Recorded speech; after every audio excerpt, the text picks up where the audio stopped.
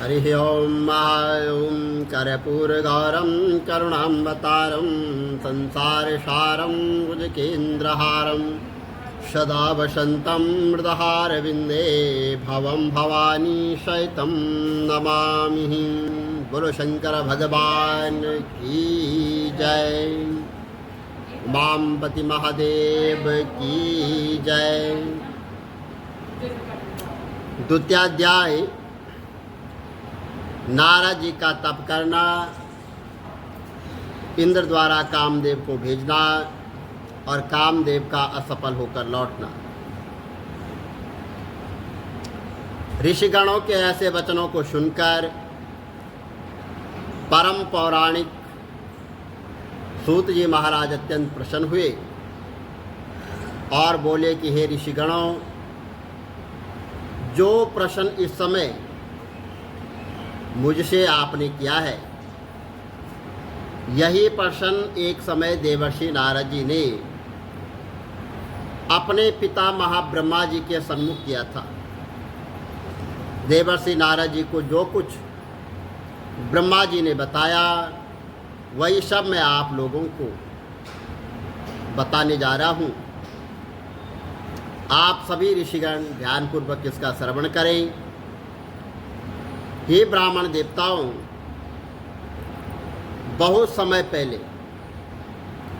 एक दिन की बात है कि देवर्षि नारद जी तप करने के लिए हिमालय पर्वत पर जा पहुँचे और गंगा जी के तट पर एक सुंदर स्वच्छ स्थान देखकर वहाँ पर दीर्घ तप करने लग गए। वहाँ पर उन्होंने तप के लिए स्नान अपना आसन लगाया। जब बहुत समय तक तप करते हो गए तो वो तब उस समय इंद्रलोक के स्वामी श्री इंद्रदेव जी बहुत चिंतातुर हुए। वो अपने में विचार करने लगे, अपने मन में विचार करने लगे कि देवर्षि शायद मेरे सिंहासन के लिए दीर्घ तप कर रहे हैं, इसलिए मुझको अपने सिंहासन की रक्षा करनी चाहिए और कोई विचार कर कदम उठाना चाहे, अन्यथा मेरा जो है यह सिंहासन देवर्षि नारद छीन लेंगे। इंद्रदेव ने उसी समय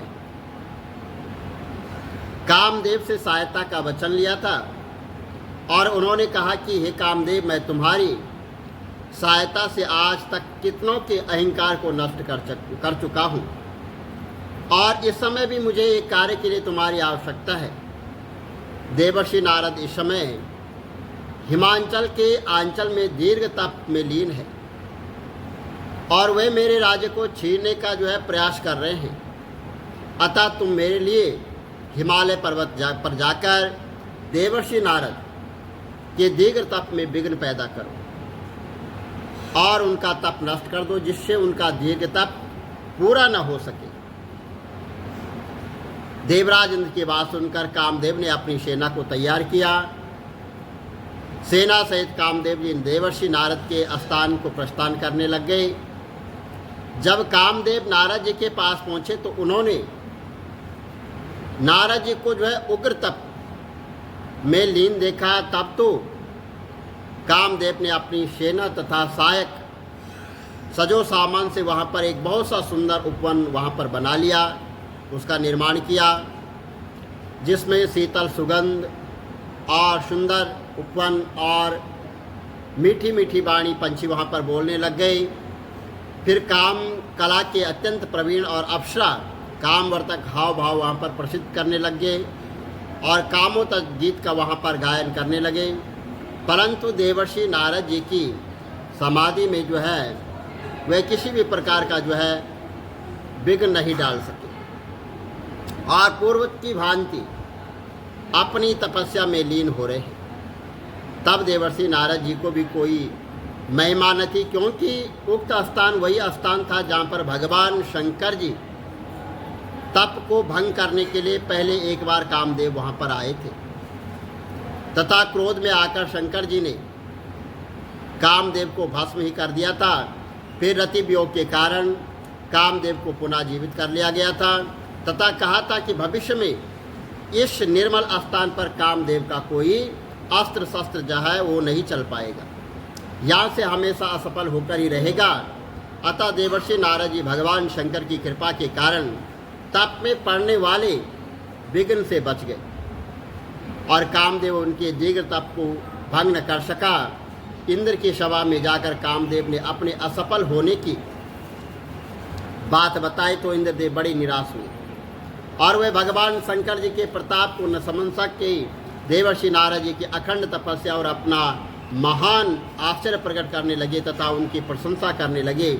और इधर नारद जी जब अपनी तपस्या को पूर्ण कर चुके तो कामदेव पर विजय पाने के कारण उनको महान गर्व उत्पन्न हुआ और नारद जी अपने अभिमान सहित भगवान शंकर जी के पास जा पहुँचे और अपनी कामदेव पर विजय पाने की बात को बड़े अभिमान के साथ उन्होंने वहाँ पर बताया। भगवान शंकर जी देवर्षि नारद जी की बात को सुनकर मन ही मन जो है वो मुस्कुराने लगे। फिर उन्होंने नारद जी से कहा कि ऋषिराज, आप धन्य हैं कि जो आपने कामदेव पर विजय पाई है, परंतु आप अपनी इस विजय श्री को किसको कहेंगे? विशेषतः भगवान विष्णु ने उनके द्वारा पूछने पर भी न उन्हें सुनाएंगे। भगवान सूर्य महाराज बोले कि ब्राह्मण देवताओं, भगवान शंकर के ऐसे वचन सुनकर नारद जी को कर्णप्रिय न हुए, जबकि भगवान शंकर ने तो श्री नारद जी के कल्याण हेतु ऐसी सीख दी थी, लेकिन श्री नारद जी उसको गलत समझ बैठे और देवर्षि नारद श्री भगवान शंकर के पास से सृष्टि रचता श्री ब्रह्मा जी के पास पहुँचे तथा वहाँ पर बड़े अभिमान के साथ उन्होंने जो है कामदेव पर विजय पाने की सफलता का अपना बखान किया। तो तब सही जानकारी के लिए चतुर्मुखी ब्रह्मा जी ने तीनों लोकों के स्वामी कैलाशपति भगवान का स्मरण किया तथा असल मामले को समझा और ब्रह्मा जी ने देवर्षि नारद जी को उनके कल्याण के लिए यह वृत्तांत किसी को न बताने के लिए कहा तथा भगवान विष्णु से न कहने के लिए आग्रह किया, परंतु नारद जी के मन में तो अहंकार उत्पन्न हो चुका था। उनको इस समय अपने भले की बात भी समझ में नहीं आ रही थी। नारद जी ने समझा ये मेरी असफलता और ईश्वरता को देखकर किसी को न बताने के कारण मना कर रहे, इसलिए मैं अवश्य ही भगवान विष्णु के पास जाऊंगा तथा उनको अपनी इस सफलता का समाचार जो है बताऊंगा। नारद जी ब्रह्मा जी के पास से चलकर क्षीर सागर में जा पहुँचे, जहाँ पर लक्ष्मी जी के साथ भगवान विष्णु शयन कर रहे थे तथा अपनी कामदेव पर सफलता प्राप्त करने के समाचार को गर्व सहित बतलाया। देवर्षि नारद जी के समाचार को सुनकर भगवान विष्णु अपने मन ही मन मुस्कुराते हुए विचार करने लगे कि हे देवर्षि नारद, इनको अहंकार उत्पन्न हो गया है।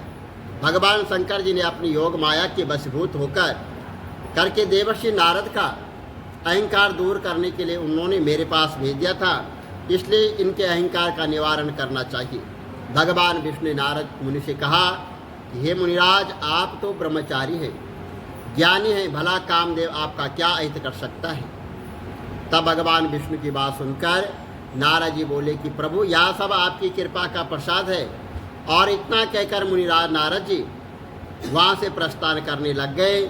उसी समय भगवान विष्णु ने अपनी योग माया द्वारा मुनि नारद के मार्ग में एक सुंदर नगर की रचना की और उस नगर के राजा का नाम शील निधि था। उसकी एक पुत्री थी और वह बहुत सुंदर थी, जिसका नाम विश्वमोहिनी था, जो कि अपने रूप और गुणों की उसके सामने कोई अन्य सखी नहीं रखती थी। इधर अपनी इच्छा सहित घूमने वाले नारद जी जब उस महानगरी में पहुँचे तो उनको ज्ञात हुआ कि यहाँ के राजा शील निधि है।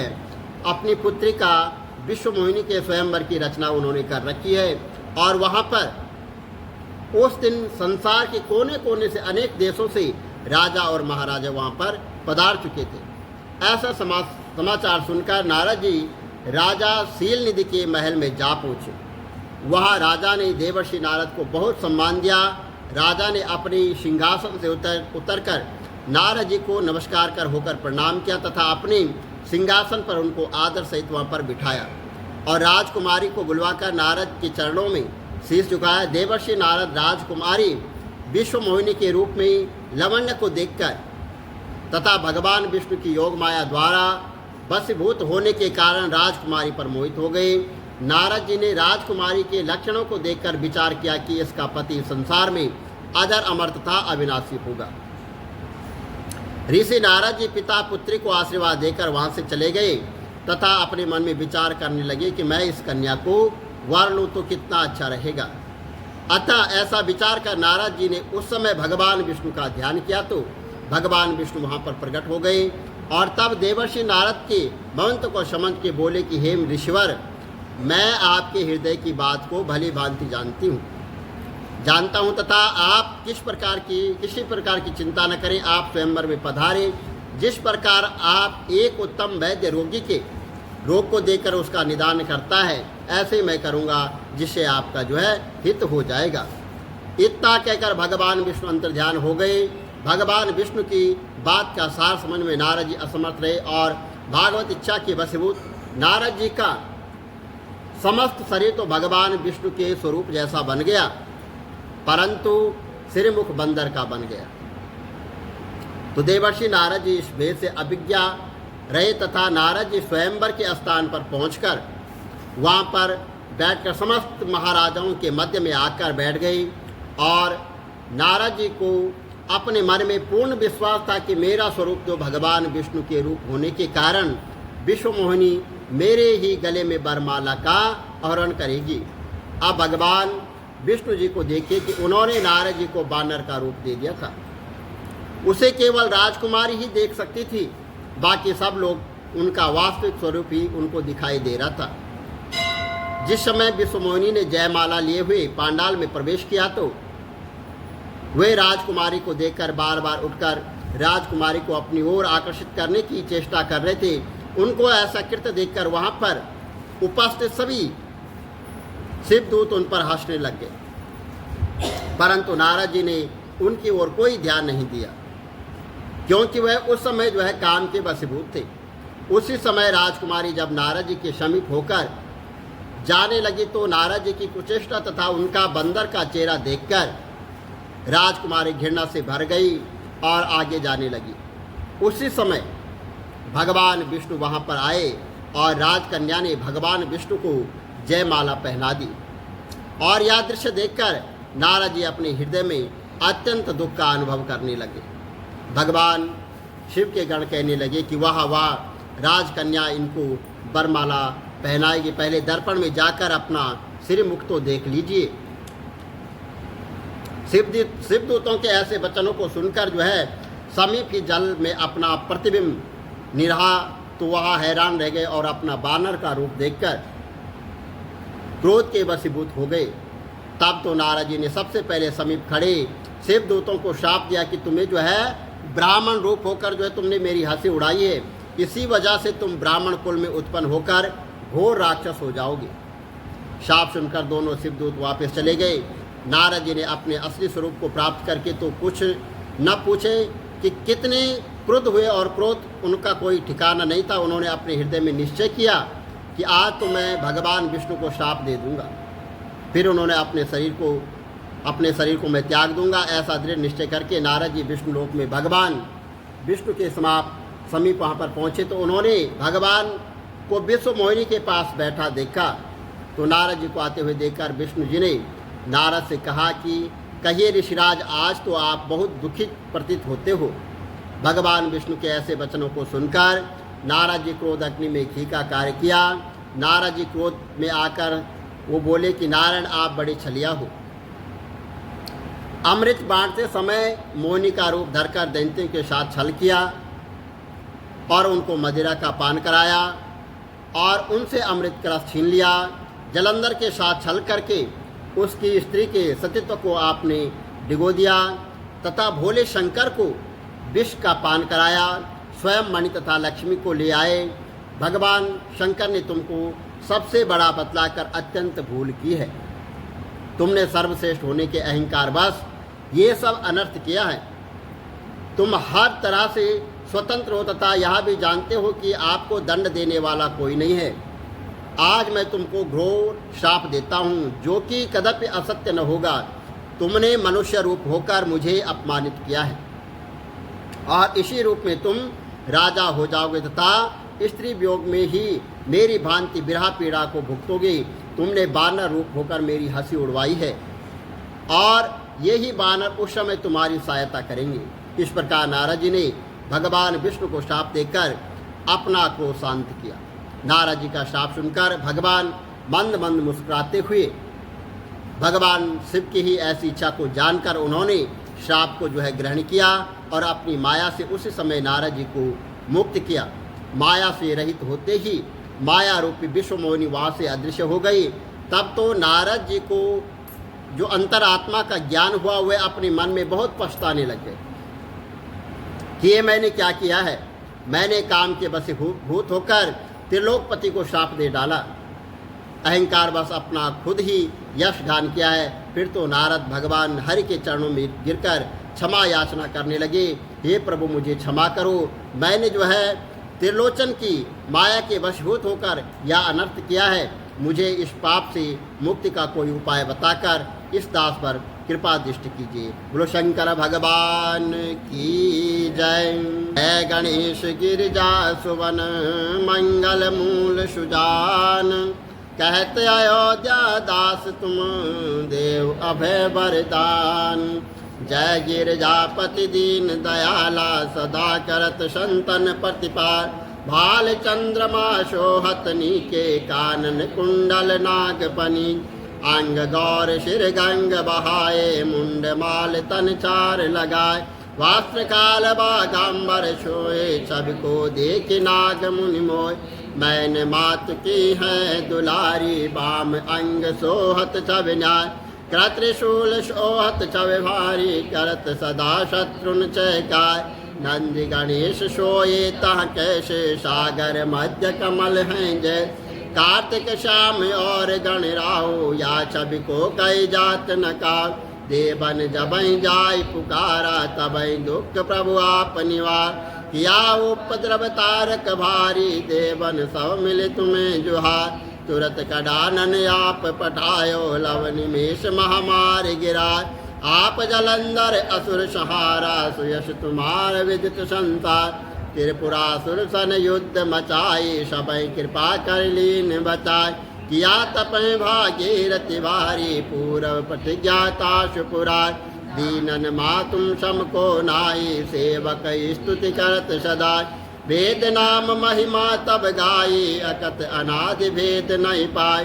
प्रगट उदित मंथन में ज्वाला जरे सुरासुर भय बिहार, कीन दया तह करे सहाय नीलकंठ तब नाम कहाय। पूजन रामचंद्र जब कीना जीत के लंका विभीषण दीन, सहस कमल में हो रहे धारी कीन परीक्षा तबई पुराय।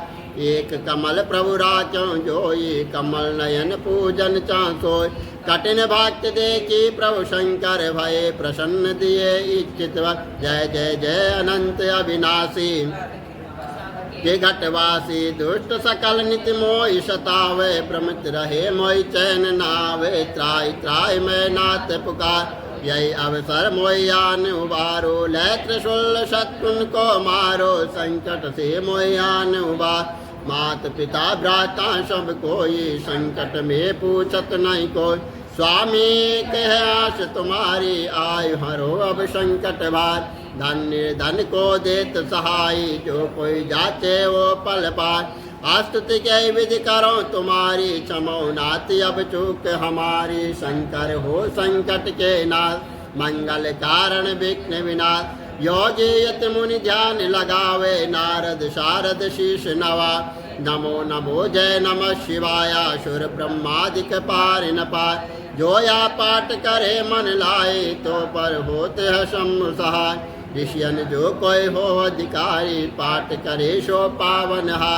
पुत्रहीन कर इच्छा कोई निश्चय शिव प्रसाद ते हो। पंडित त्रयोदशी को लावे ध्यान पूर्वक होम करा।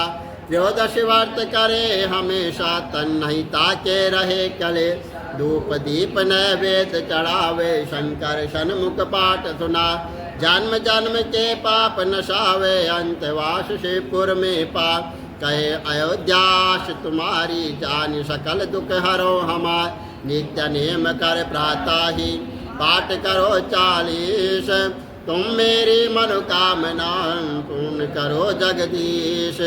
मंसर चट हे मंत्र ऋतु संवत 64 जान, स्तुति 40 से वहीं पूर्ण कीन कल्याण। सियावर राम जय जय राम, मेरे प्रभु राम राम।